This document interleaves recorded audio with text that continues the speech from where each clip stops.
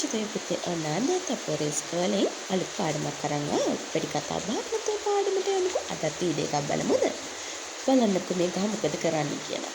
ඕනේ කතා කරනවා වගේ නේද? එහෙනම් අද මොකක් වෙන්නද රචනා මාතෘකාව?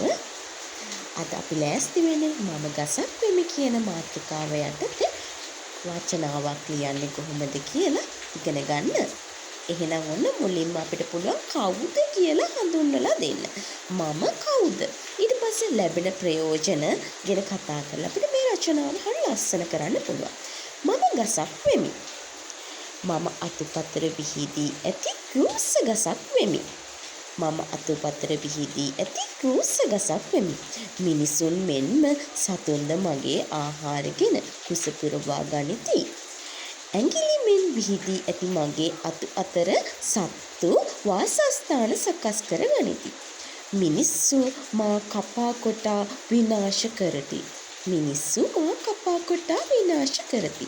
නමුත් මම මිනිසුන්ට පිරිසිදු වාතය ලබා දෙමින් ඔවුන් රැක ගනිමි.